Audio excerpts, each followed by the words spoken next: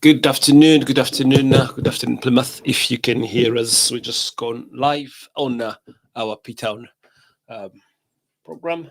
For those who are listening, please do let us know if we are all on and kicking on well. Just bring the screen up quite bigger. Are we on? Anyone can hear us? Just checking our sound. Sound all good? Yeah, you can hear you.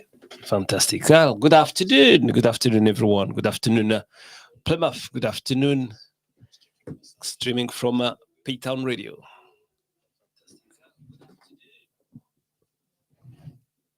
Cool. Great. I can see New Dice is live. Yep, girl out as well.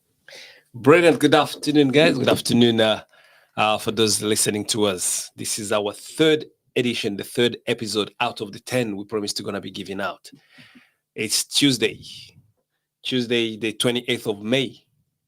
And we are in house in P-Town Radio having this amazing conversation with amazing people, with amazing vibe.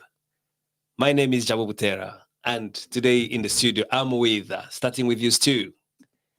Stu Watson is on the way. You want to introduce yourself? Just your name. Thank you, Jab. I'm Stu Watson, and I'm one of the co-founders of New Dice CIC. We support neurodivergent entrepreneurs. Fantastic. And we have Mimi in the house. Yeah, Mimi Jones. I'm founder of Career Out Loud, which is based in the Southwest, and I also support New Dice every so often with my wonderful presence. Fantastic. So I'm Jabu Butera from Diversity Business Incubator, and the conversation we say we're going to be bringing to you is there in the title. Language matters. Because here we are trying to find the language. And we said it last time, there's no wrong or right. We're going to repeat that. We're going to come back on it. But it's all to do when we come about the diversity. There is a lot of challenges or a lot of situations people are tripping on. They're either fearing or they don't say what it is or they say the wrong. They don't know what is wrong, what is right.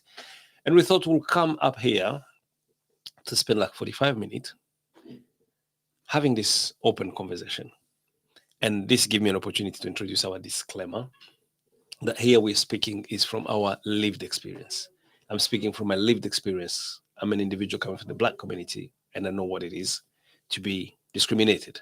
And I've seen it, and I've seen how it works. So I'm talking from that perspective. So are my colleagues here. So the views and the opinions presented in this show, they are our personal views and do not reflect the views and opinions of P-Town Radio. In other terms, if you find the word or the views I'm expressing are offensive or encouraging, whatever the direction it is, these are my personal. So is Stu, so is Mimi when they speak. Don't come after P-Town Radio saying we're going to sue the radio station. That's all we're saying.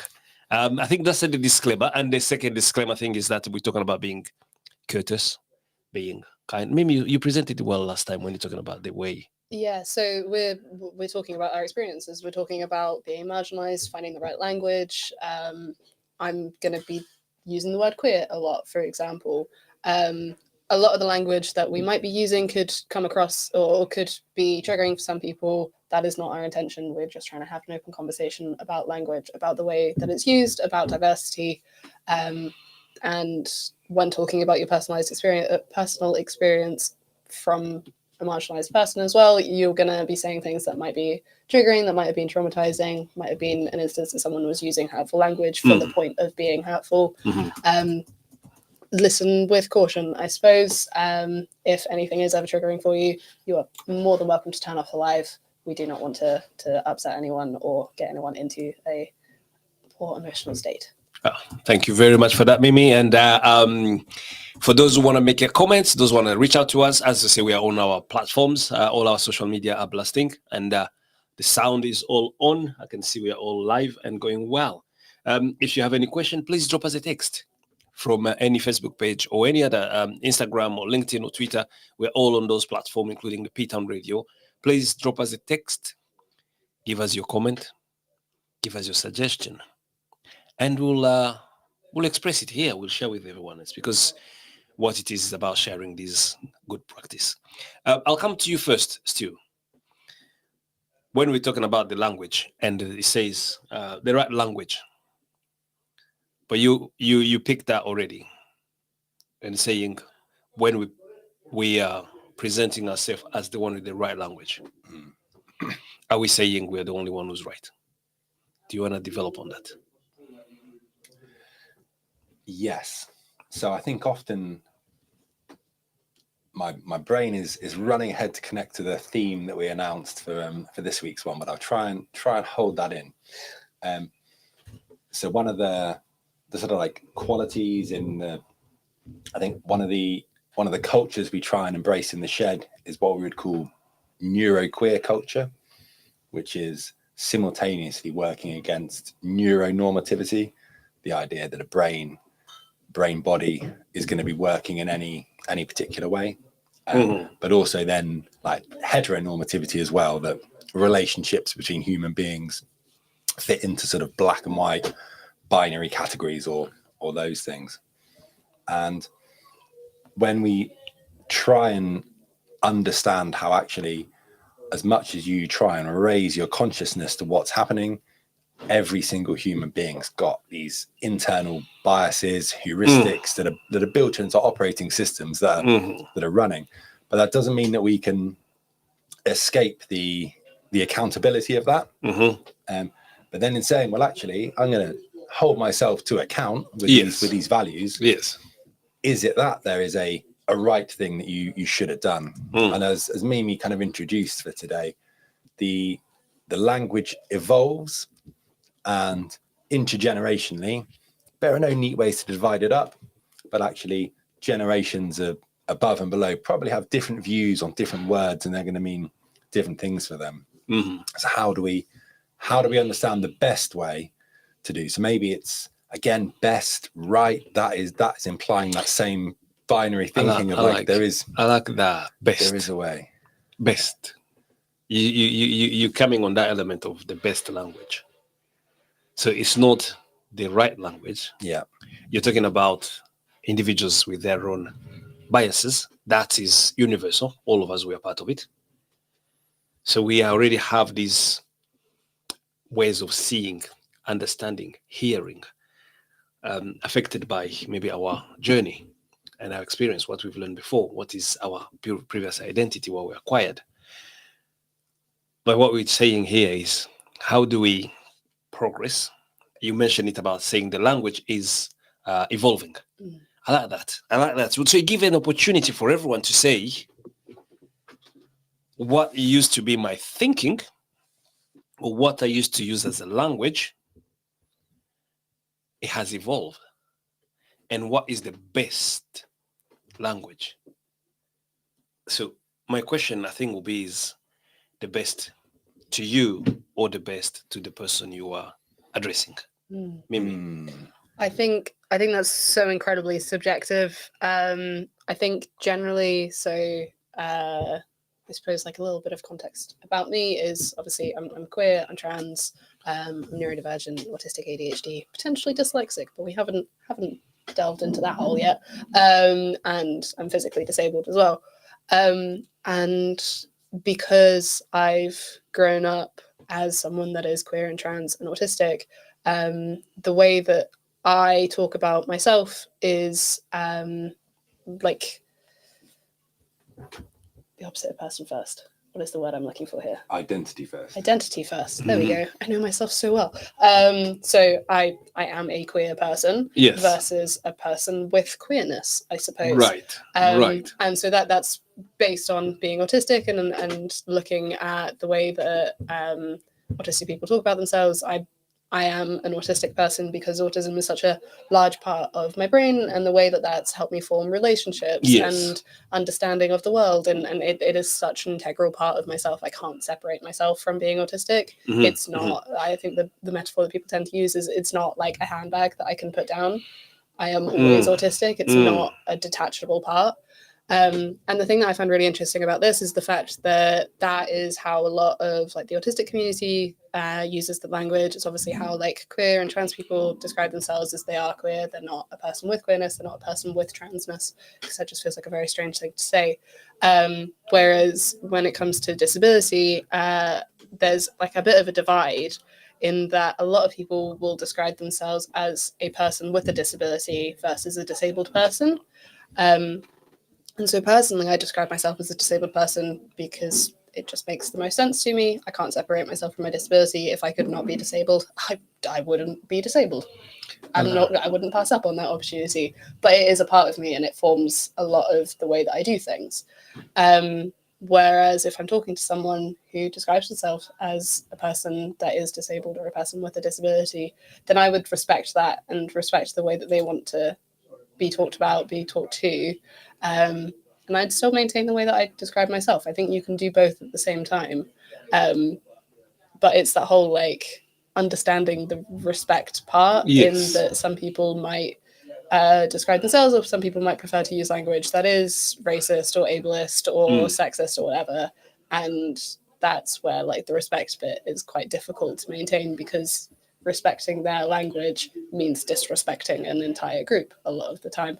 And I think that's quite a tricky one to balance. And it's one of those ones that you know yourself and you know what you're comfortable with better than anyone. And if you're not comfortable with the way that someone's describing stuff, you don't have to condone that. You don't have to use that same language. I think you touch on two main points. Really good.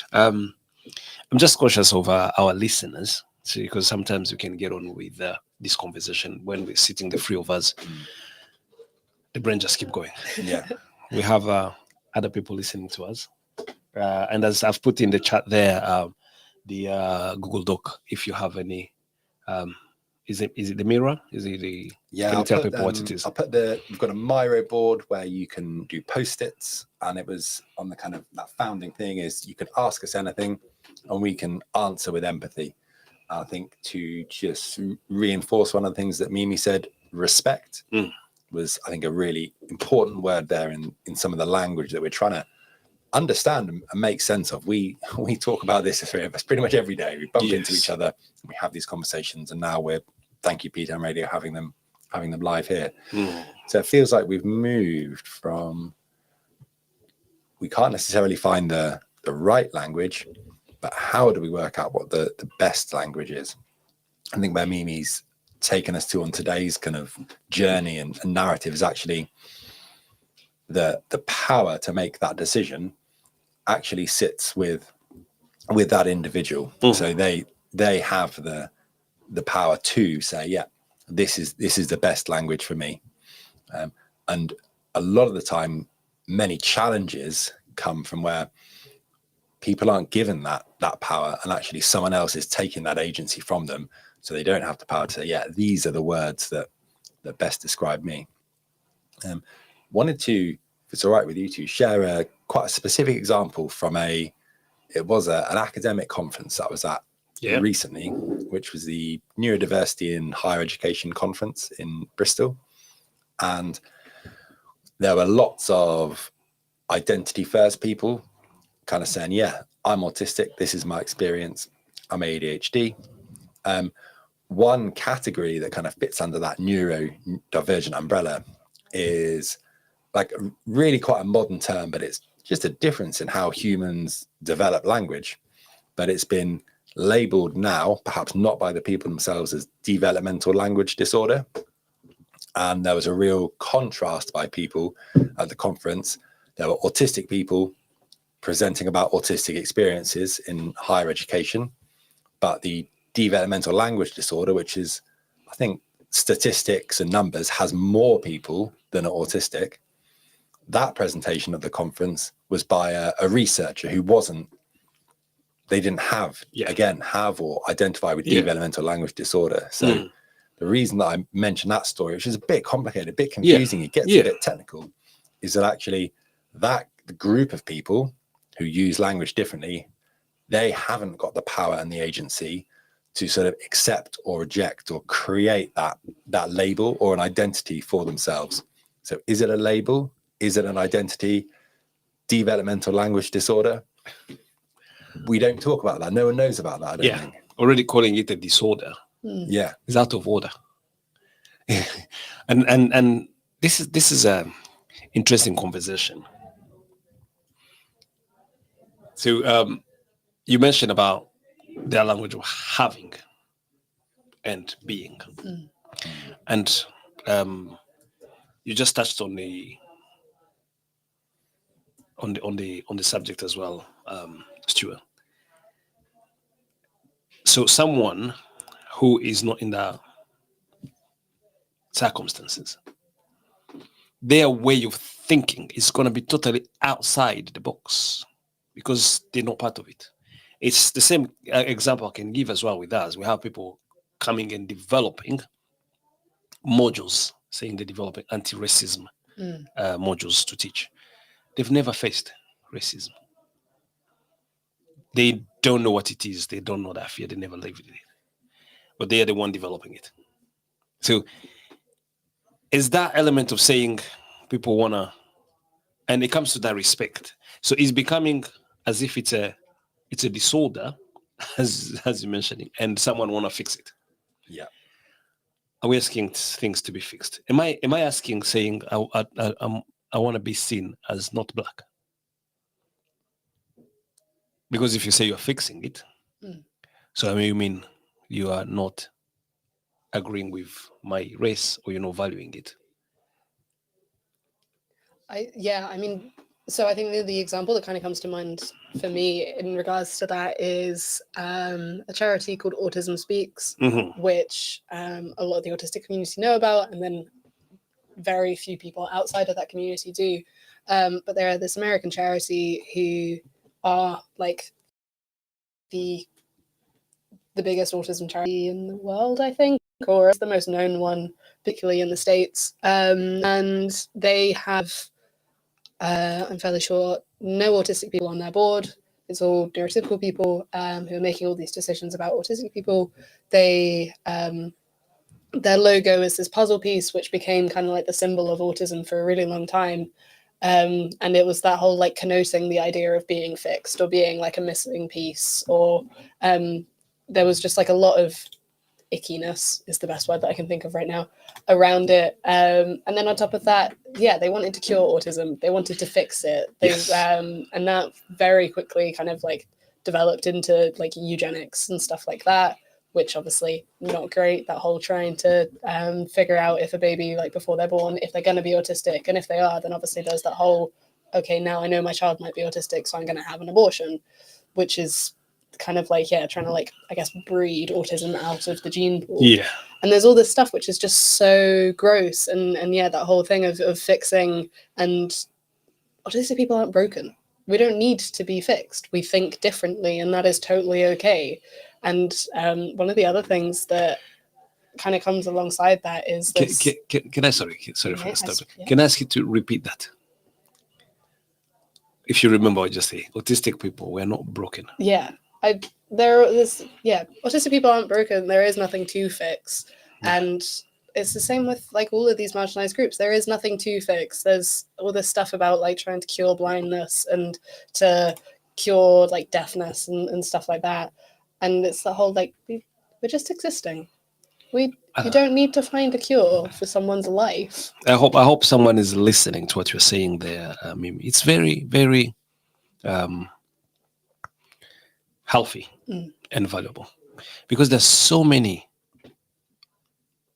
those foul and belittling language, which is throw the respect away, and it's trying to bring this as if you have a disease, an illness, something to be fixed, as you said. And the society is driving forth with the saying that we're going to change the genetics and everything. It's coming close to that conversation what Hitler was having with the Nazis. Yeah, I mean, the pure race. A little bit of history to interrupt you real quick. So Asperger's as a diagnosis is Asperger's and there's autism. The reason that Asperger's has been taken out of the DSM-5, DSM-6, I don't know, whatever DSM we're on at the moment, is Hans Asperger was a Nazi, or at least he was affiliated with the Nazi party, and he was the reason that there was Asperger's and there was autism was Asperger's was the functional enough to be okay, and autism were the ones that weren't functional enough, and so were the people that were most likely to be killed. And that was like the beginning of not the beginning, but that was like a part of the eugenics that was involved in autism.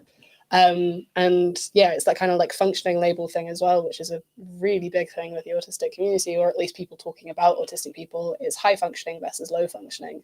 So me and Stu a lot of the time would be described as high functioning because we can come on the radio and we can do our work, and you're not going to see when we have a meltdown and it feels like it's the end of the world because we wore the wrong jumper or whatever. And then low functioning are the people that like can't talk, or that will only eat chicken nuggets or whatever, and that are not like functioning members of society. And that's such a gross way of describing people, and it's that whole like the putting people into boxes and the just deciding who is the good version and who is the bad version, and that binary thing again. And so it's the way that the autistic community have been kind of like trying to rejig this and kind of like word it in a better way is high support needs versus low support needs. And that is a fluctuating scale. Today, I'm fairly low support needs. I've managed to get to work by myself. I didn't manage to get on the bus because I missed my bus. That is an issue.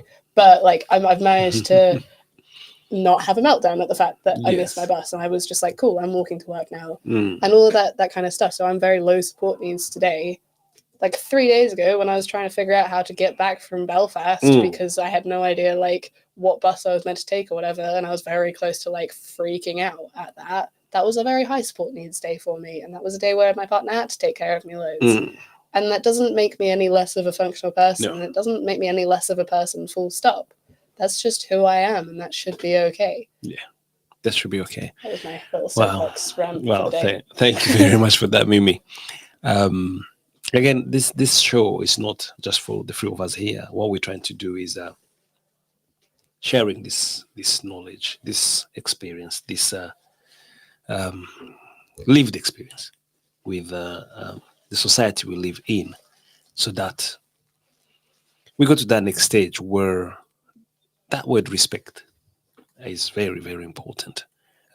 We bring in when we talk about the respect, when they value the other person, or you value the other person. I always say, I rather live in, it's not me who said it, but I'm quoting here Maya Angelou in her book. She mentioned, I rather live in a society where I am celebrated instead of being tolerated. Stuart, have you come across places where all these challenges of having a way of just being different in a way of thinking, people just feel like they have to tolerate instead of embracing and celebrating you or someone else you've come across in the neurodiverse spectrum? Yeah, I mean, I think that the experience you described of it not being celebrated, and there's a joy in being so divergent in your thinking from how most other people are, but the real world, as people often like to call it, the whole of the real world does not celebrate so those differences. And one of those kind of stories of that I wanted to share on here as a note, because it came, I think, directly after the first episode, when someone who knows us really, really well said, "Oh, hey, Mimi and Stu, I know you both. You were masking the whole time on the show, and for those of you who don't know what masking is, it's a really, really typical, don't use this word lightly, normal human behavior. So actually pretty much every single human being is going to have times where they're going to change bits about themselves for the kind of the needs and the benefit of other people." Customer service voice. But where that becomes quite dangerous, and was interesting that someone spotted it in us on the radio show, was actually, if you're doing that the majority of the time to support other people's needs but not your own, that is over time going to be really, really harmful. So your question of, well, when do you experience those sort of lack of celebration of difference? Unfortunately, it is a lot of the time in a lot of the spaces. And what's really exciting about this radio show is, I think, some of that masking from episode 1 in a way, it's come more from, for me, the overwhelm of, I mean, I don't know what you can see on the cameras, but there's lights everywhere. There's loads of tech. I'm feeling the oldest I've ever felt, not being able to keep up with all the technology, which is quite a humbling experience. Rather than deep down trying to change what I'm saying here to do the right thing. Actually, what I'm trying to do here is the best for me, but also, like Mimi said, with the functioning labels and support needs. But actually, we are here, so we have a lot of power compared to some other people in the autistic community. So actually, how can we use this space to get the best for them and help their needs be met? Wow. I hope those listening are learning something or acquiring this new way of seeing things. It's every human being, and that's the part you're talking about, being selfless. But again, also you have to know how to celebrate yourself, because once you know how to celebrate yourself, you get that capacity of celebrating the others. And you do the too much of the masking, then it's not healthy, as you say. You become hypocritical. And I've seen it. So people sometimes they lose their own identity just to fit in, and those imposter syndromes. And it's on all those spectrum. And I think here that's what we're talking about. Being different, being in diversity. It's not that you have to conform to everything wherever you are. I've seen places, well, I can give examples of individual from the Black community. This has been changing when you talk about language matters with the time. There are people who, because their name are difficult to be pronounced, that's the name given by their parents and have a meaning to them. But because they moved here, and some places you still have in the Chinese community here, university, and the person say, "Oh, just call me Joe." So you're just turning, saying, "Just call me." So you are conforming. Joe is not your name. Yeah. My name is I'm Jabo. Jabo means something to where I come from. It means something to my parents when they gave me that name. They knew why they were doing it. And this is every human being. If you look back and look at your name, your family gave you a name. There is a purpose. It did not just drop. You just don't wake up in the morning and say, "Okay, listen, I'm gonna be this name now." Or the parents just say, "We just pick one from the Google." They have a meaning behind it. It means something, and that's your identity. Because you're getting into this society where the majority are on this way of seeing things, and you see it differently, or you stand differently, you're trying to conform, but you lose your identity. That's not okay. Because as we're saying, language matters. Even the name is important. Make an effort to learn the person's name. So if my name is Chimaka and you don't know how to say it, the best way, ask me. Is this how you say your name? Yeah? It's simple, but you ask it with that respect, not asking to do a mockery. And define, I think it's the same with all. Whenever there comes diversity, you find someone. You tell us, Mimi, I say the terminology queer, and people are like, "Oh, can I call you queer? Can I say this?" Instead of you battling and deciding within your head, why don't you just use respect and curiosity and ask the other person, "How would you like? Or can you tell me more?" I think that's what we're trying to tell in everyone.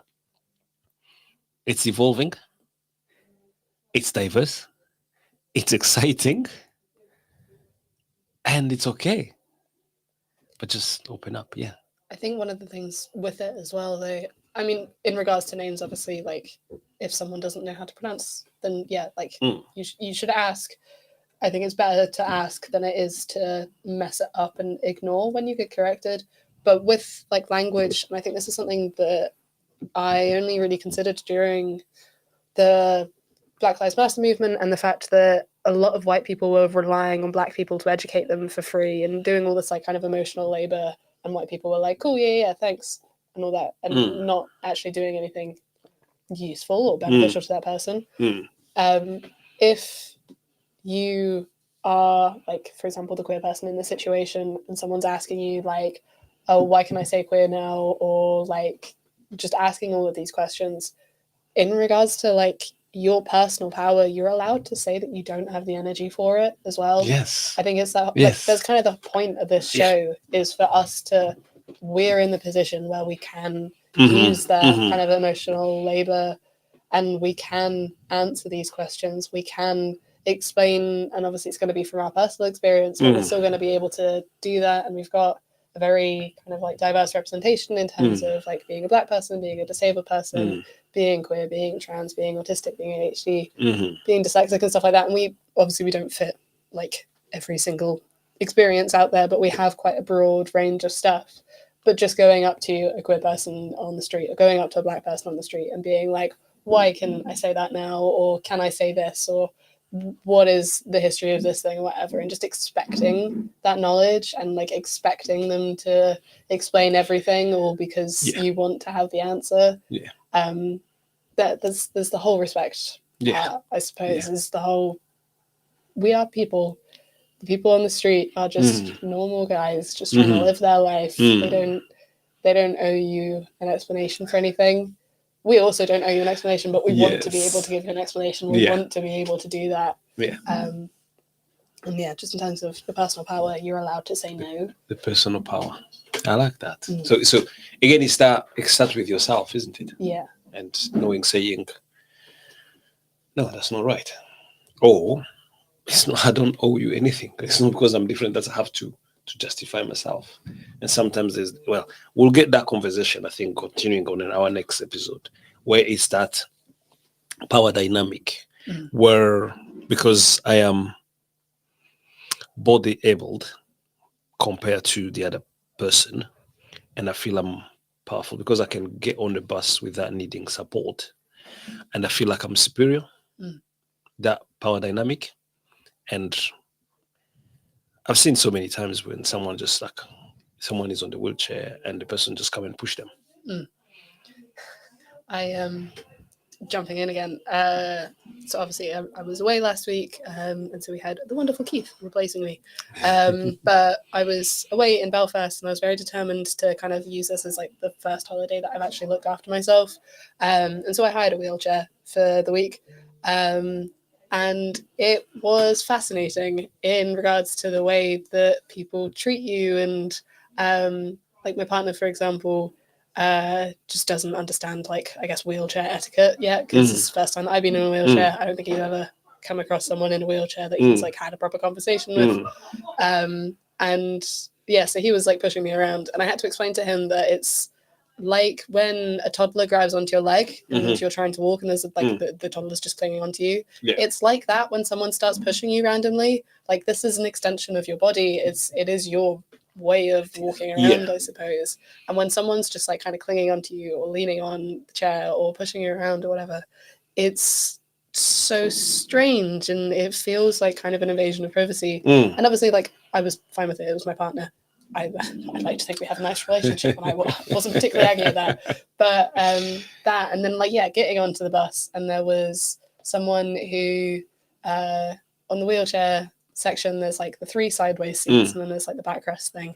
And this lady was sat on like the last sideways seat next to the like elderly / disabled space. Not the wheelchair space. I'm like picturing a bus in my head and not using the words very well to describe it. But yeah, and I had to like squeeze in to this tiny little spot that was only like 2 sideways chairs wide. And she just didn't do anything. And like, it was an empty bus as well. Like, she could have moved. And she just wasn't doing that. And it's that whole me asking her to move felt really rude, and like I shouldn't be doing that, and that I don't have the, I guess, authority to do that. But it's like, it's my space, and like I couldn't sit safely on that bus, and it was like technically like endangering myself, all for the comfort of this random lady who I was never going to meet again because I was in Belfast, and Yeah. it's going to be like another year or more till I see her. She's not going to remember me. And yeah, it's the whole, I think we, particularly as marginalized people, and it's something that I've talked about before, permission, I think is Yes. a really big thing. Yes. Is when you're constantly told no, or that you're wrong because of whatever thing that you just can't control, or that whatever you're doing is inappropriate purely because of the color of your skin or the way that you talk or the way that your brain Yes. works. You feel like you have to ask permission for everything.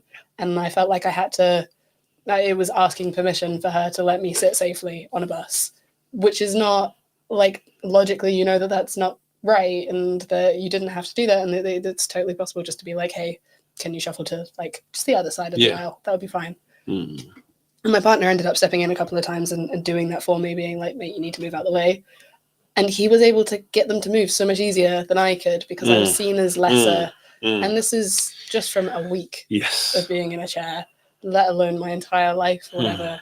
It was a very interesting, I guess, perspective into what a lot of people face all of the time. Yeah. That was a very long rant. It's that power dynamic. Shall we capture that next week?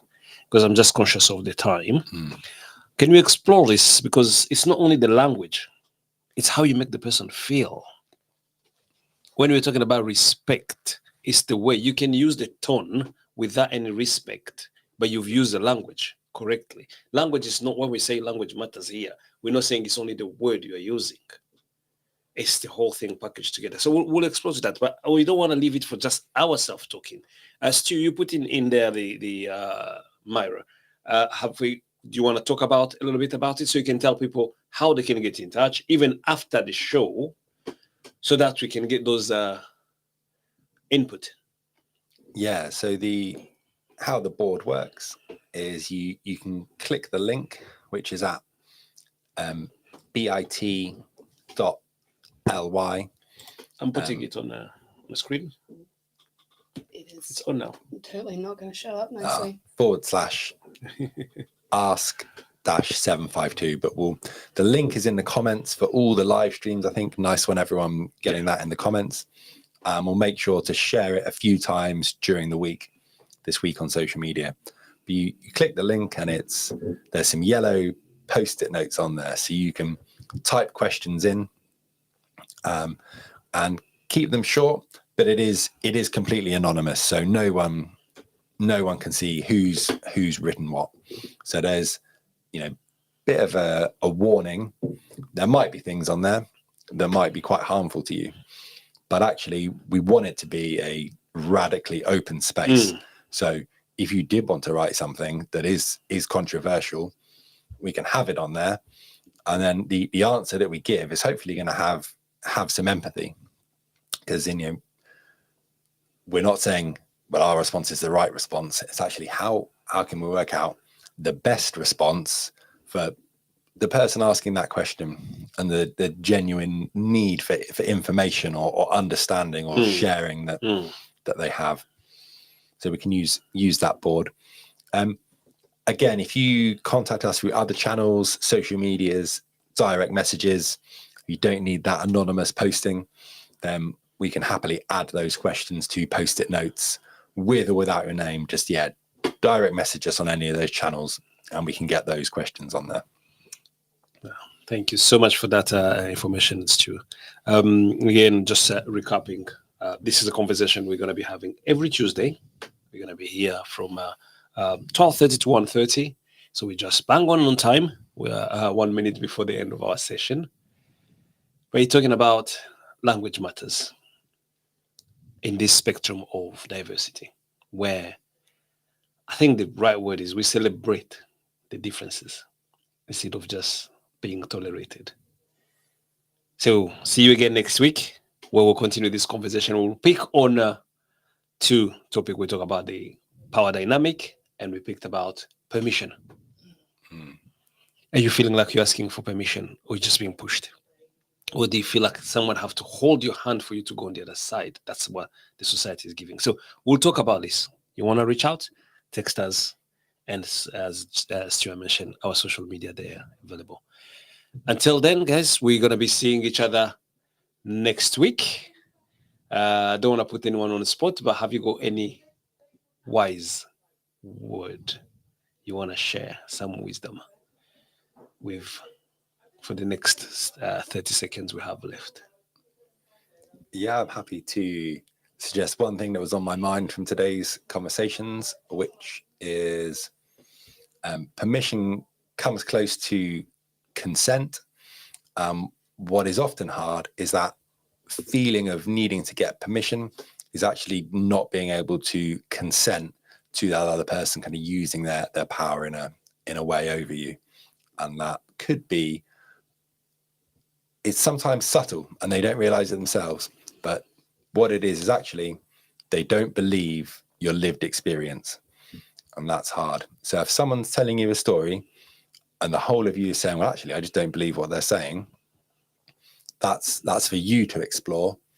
Why don't you believe them? Not about that person's lived experience who you're listening to. Wow. I think we haven't got anything else to add on that one. Until next week, thank you so much for your time, and we shall see each other next week. Take care. And